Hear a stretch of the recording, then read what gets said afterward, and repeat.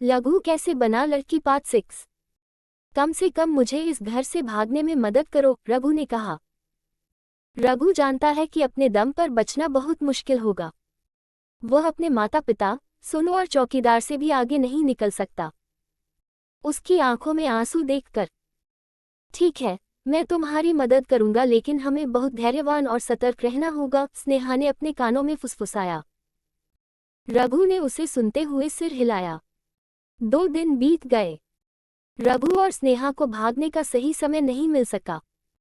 शादी से 1 दिन पहले स्नेहा रघु के पास गई। रघु, मेरे पास एक योजना है।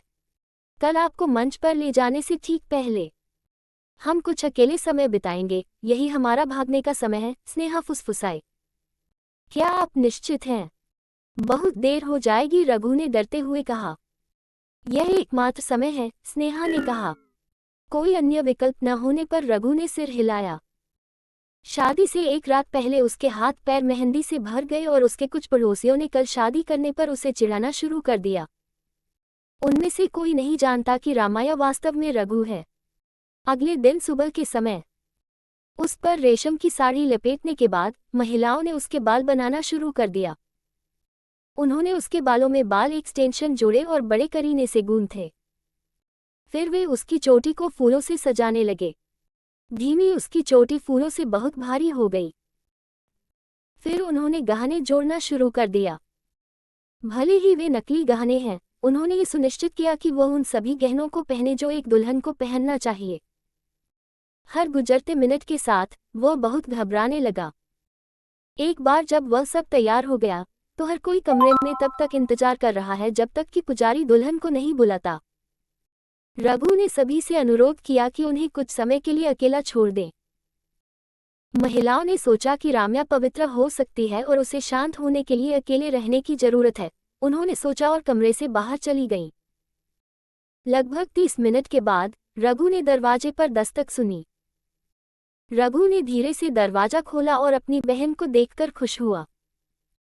जैसे ही उसने दरवाजा पूरा खोला, वह अन्य महिलाओं को भी देखकर दंग रह गया। राम्या, पुजारी आपसे पूछ रहा है, महिलाओं ने कहा और उसे मंच तक ले जाना शुरू कर दिया।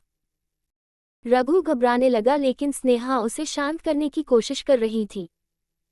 रघु दूल्हे के पास बैठ गया। वह घबराने लगा, वह भागना चाहता था। घबराओ मत, सब यहाँ हैं। यदि वे जानते हैं कि आप एक आदमी हैं, तो आप अपमानित होंगे। मैं आज तुम्हें भागने के लिए कुछ करूंगी, स्नेहा ने कानों में फुसफुसाया। रघु बहुत घबराया हुआ था। उसने अपनी आंखें बंद कर ली और सोचने लगा कि वह क्या कर सकता है। उसे लगा कोई चोटी उठा रहा है। उसने भागने का फैसला किया और उसने अपनी आंखें खोली और देखा कि हर कोई उन्हें आशीर्वाद दे रहा है। उसने नीचे देखा और गले में मंगलसूत्र लटका देख दंग रह गया।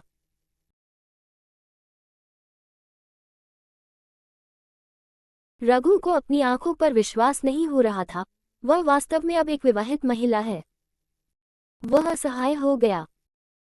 जब सारी रस्में पूरी हो गईं, तो उन्होंने अपने बालों के बीच के हिस्से में सिंदूर पहना हुआ था और पैर की उंगलियों से लेकर पैर की उंगलियों तक अंगूठियां पहनी हुई थीं। पूरे दिन उसे अकेले समय नहीं मिल सका। रात को रघु सचमुच डर गया। उसकी पहली रात है। वह उम्मीद कर रहा था कि स्नेहा उसे किसी तरह भागने में मदद करेगी, लेकिन इसके बजाय वह उसे तैयार करने के लिए अन्य महिलाओं की मदद कर रही थी। रघु सिर्फ स्नेहा को देख रहा था। एक बार वह रेशम की सफ़ेद साड़ी और अपनी चोटी में ढेर सारे फूलों में तैयार हो जाते हैं। वे उसे कमरे तक ले जाने लगे।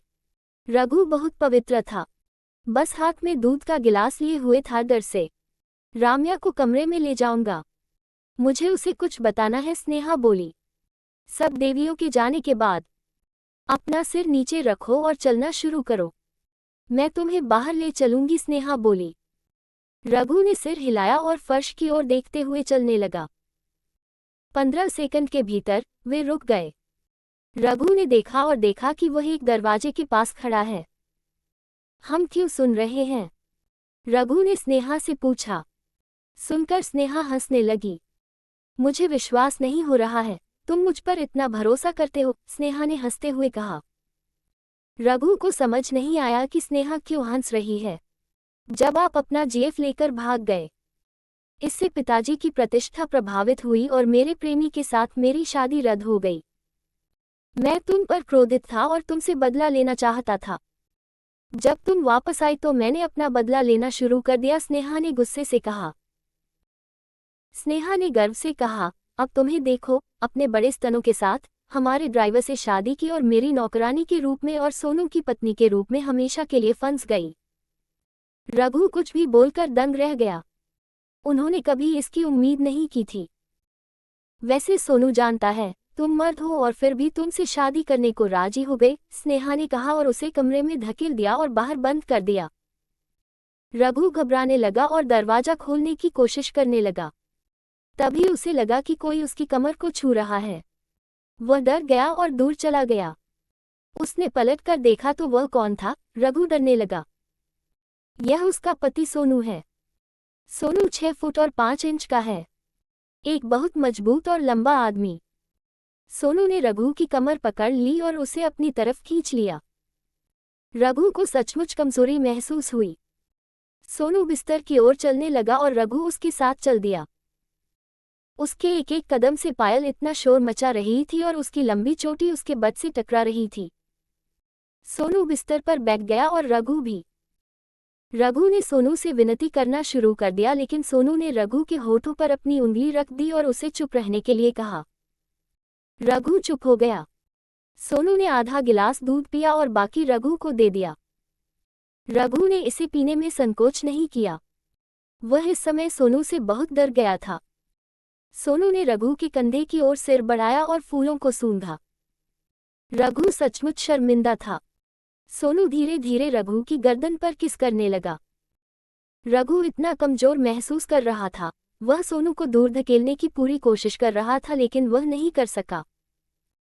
सोनू ने उसे बिस्तर पर पटक दिया और उसके दोनों हाथ अपने एक हाथ में पकड़ लिए और उसे निर्वस्त्र करने लगा। रघु ने छूटने की कोशिश की, लेकिन उसका कोई फायदा नहीं हुआ। एक बार अगले दिन जब रघु उठा तो कल रात जो हुआ था उसे याद करके वह फूट फूट कर रोने लगा। उसने जल्दी से अपने नंगे बदन को अपनी साड़ी से ढक लिया। वह बाथरूम में गया, थोड़ी देर रोया और फिर साड़ी में तैयार हो गया।